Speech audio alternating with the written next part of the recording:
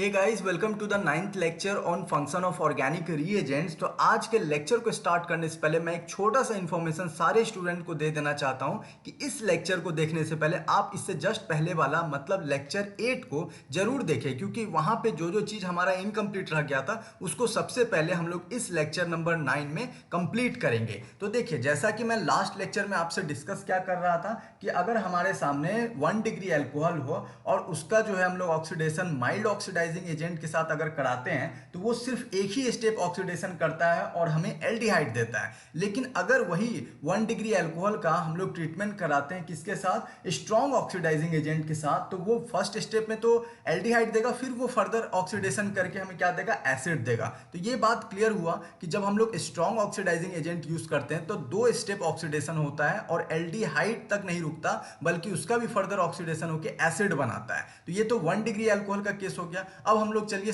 2 degree alcohol का case देखते हैं। तो ये हमारे सामने सबसे पहला जो है oxidizing agent K2Cr2O7 in presence of acidic medium, यहाँ पे H2SO4 है, या फिर हम लोग पोटेशियम परमैंगनेट एसिड बेस कोई भी मीडियम ले लो, ये दोनों जो है अपने आप में स्ट्रॉन्ग ऑक्सीडाइजिंग एजेंट कहलाता है। तो यही इन दोनों में से कोई भी एक स्ट्रॉन्ग ऑक्सीडाइजिंग एजेंट का जो है हम लोग किस पे रिएक्शन कराते हैं, यहाँ पे 2 डिग्री एल्कोहल पे। ये आप देख पा रहे हैं 1 डिग्री एल्कोहल का तो केस क्लियर है लास्ट लेक्चर से। अब 2 डिग्री एल्कोहल का जब हम लोग ऑक्सीडेशन कराते हैं स्ट्रॉन्ग ऑक्सीडाइजिंग एजेंट के प्रेजेंस में, तो सबसे पहले ये हमें क्या देता है, ये हमें देता है कीटोन। अब आप सोचोगे कि जिस तरीके से 1 डिग्री एल्कोहल में क्या हुआ था, स्ट्रॉन्ग ऑक्सीडाइजिंग एजेंट के प्रेजेंस में फर्स्ट स्टेप में एल्डिहाइड, फिर सेकेंड स्टेप में क्या हुआ था, फर्दर ऑक्सीडेशन करके एसिड दिया था। तो यहाँ स्ट्रॉन्ग ऑक्सीडाइजिंग एजेंट के प्रेजेंस में फर्स्ट स्टेप में हमें कीटोन दे रहा है, तो इसका फिर हम लोग फर्दर ऑक्सीडेशन कराएंगे तो हमें एसिड मिलेगा। लेकिन कीटोन का जो है फर्दर ऑक्सीडेशन नहीं होता है, भले ही हम लोग क्यों ना स्ट्रॉन्ग ऑक्सीडाइजिंग एजेंट के साथ जो है इसका ऑक्सीडेशन कराएं। ऐसा क्यों? क्योंकि कीटोन जो है ऑक्सीडेशन इतना आसानी से नहीं करता है। ये कीटोन सिर्फ और सिर्फ वाइग्रस कंडीशन में ही करता है। अब इसके पीछे का और डिटेल रीजन क्या होता है वो मैं अभी इस लेसन में जो है नहीं बता सकता, क्योंकि आप खुद देखो कि ये जो कोर्स है, this course is all about function of organic reagents. हमारा ये ऑब्जेक्टिव ही है इस कोर्स का कि आप जो कोई भी ऑर्गेनिक के रीएजेंट्स को देखो तो आपको ये क्लियर हो जाना चाहिए कि आखिर उस रीएजेंट का फंक्शन क्या है। अब देखिए, इसके पीछे बहुत सारे रीजन होते हैं ऐसा क्यों करता है, तो वो अगर हम लोग डिस्कस करने लगे तो फिर हमारा जो मेन ऑब्जेक्टिव है इस कोर्स का, उससे कहीं ना कहीं हम लोग भटक जाएंगे। ठीक है, तो ये आप इतना पॉइंट ध्यान रखिए। आई होप ये पॉइंट बहुत सारे स्टूडेंट को पता होगा। जिनको पता है बहुत अच्छी बात है, रिवाइज हो गया आपका। और जिनको नहीं पता है तो आप जहां भी नोट्स तैयार कर रहे हो यहाँ पे फंक्शन ऑफ ऑर्गेनिक रीएजेंट्स का, तो उसमें आप इस चीज को जरूर मेंशन कर लीजिएगा। चलिए, अब हम लोग ये क्लियर हो गया। अब हम लोग नेक्स्ट जो है हम लोग यहाँ पे रीएजेंट देखते हैं। तो नेक्स्ट हमारे सामने जो रीएजेंट आता है वो क्या होता है, कॉपर एट 573 केल्विन टेम्परेचर। तो इसका फंक्शन क्या होता है, इसका जो फंक्शन है बेसिकली अल्कोहल पर ही होता है। तो हम लोग अल्कोहल का तीनों केस लेंगे, सबसे पहले प्राइमरी अल्कोहल, फिर सेकेंडरी और देन टर्सरी अल्कोहल। तो यहाँ पे देखिए सबसे पहला जो हम लोग एग्जांपल ले रहे हैं वो है प्राइमरी अल्कोहल का।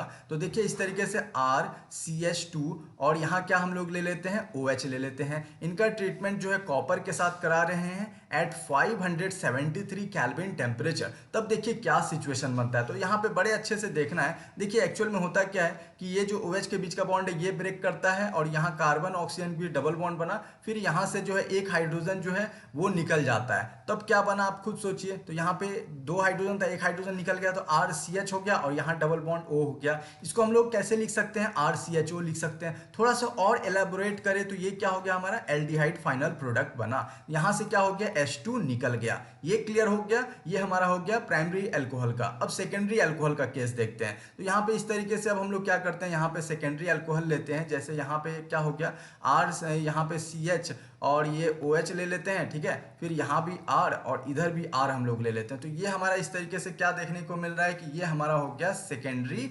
अल्कोहल। अब सेकेंडरी अल्कोहल का जो हम लोग ट्रीटमेंट उसी से कराते हैं, किससे, कॉपर एट 573 केल्विन टेम्परेचर। तो देखिए यहाँ पे फिर क्या सीन बनेगा, बहुत ही इंटरेस्टिंग सा है। यहाँ से फिर से ये बॉन्ड टूटेगा, डबल बॉन्ड बनेगा और ये जो है हाइड्रोजन फिर ये रिमूव हो जाएगा, क्योंकि अगर ये हाइड्रोजन रिमूव नहीं होगा तो कार्बन का 5 बॉन्ड बन जाएगा। 2 बॉन्ड तो इस ऑक्सीजन से बन गया, एक इससे बन गया 3 और एक 4, और ये अगर हाइड्रोजन नहीं हटता है तो 5, तो 5 बॉन्ड तो संभव नहीं है, तो यही हटेगा। तो फिर क्या बनेगा, बड़े ध्यान से देखना है, R और यहाँ पे क्या होगा, ये हाइड्रोजन तो हट हट गया और यहाँ डबल बॉन्ड O और फिर इधर R हो गया। तो इसको हम लोग ऐसे भी तो देख सकते हैं कि ये क्या हो गया R और इस तरीके से C double bond O R, और ये क्या होता है, ये हमारा कीटोन होता है। ये क्लियर हो गया। यहाँ से भी क्या हो गया, यहाँ से भी H2 निकला।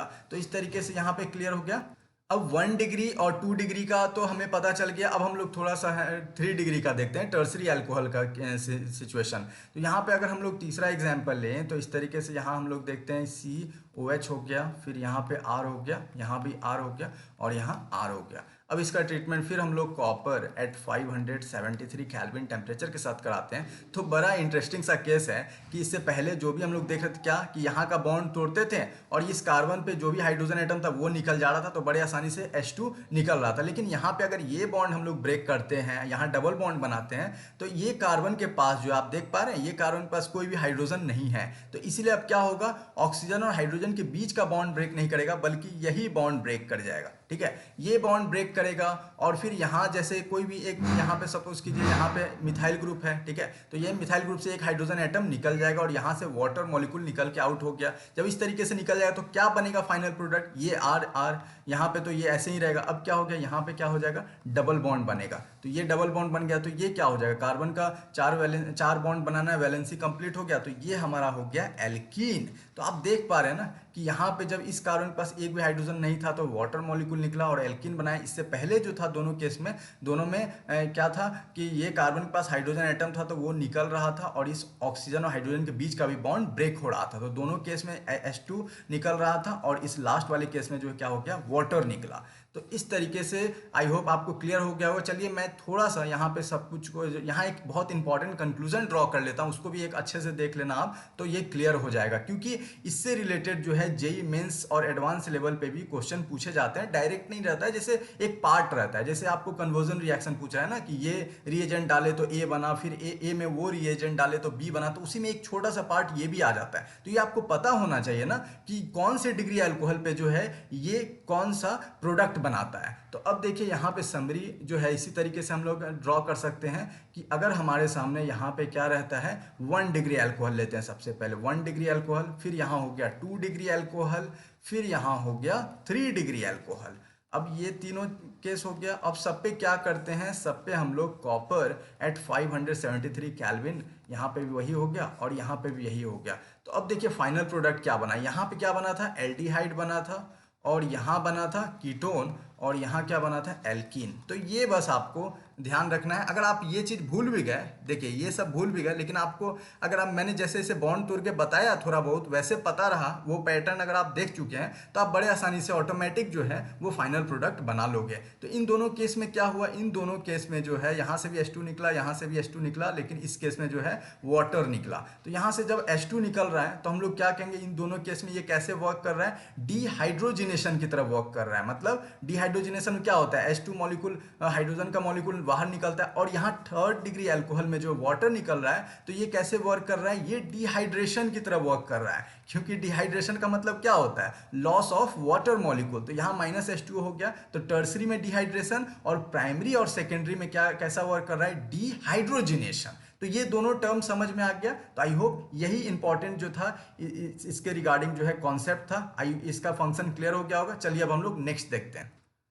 देखिए नेक्स्ट जो हमारा रिएजेंट है वो क्या है, सल्फ्यूरिक एसिड H2SO4। बहुत ही इंटरेस्टिंग सा है। देखिए अगर एल्कोहल रहे, एल्कोहल का अगर हम लोग सल्फ्यूरिक एसिड के साथ ट्रीटमेंट कराते हैं तो 2 टाइप का हमें प्रोडक्ट देखने को मिलता है। एक बार जो है ये ईथर बनाता है और दूसरी बार जो है ये एल्कीन बनाता है। तो आप सोचोगे ये ईथर कब बनाता है, एल्कीन कब बनाता है, तो यहीं पे जो है टेम्परेचर का रोल जो है बहुत इंपॉर्टेंट हो जाता है। अगर हमारा जो है 140 डिग्री सेल्सियस रहा, मतलब लो टेम्परेचर रहा, तो ईथर बनेगा, और अगर हाई टेम्परेचर मतलब 170 डिग्री सेल्सियस रहा तो एल्कीन बनेगा।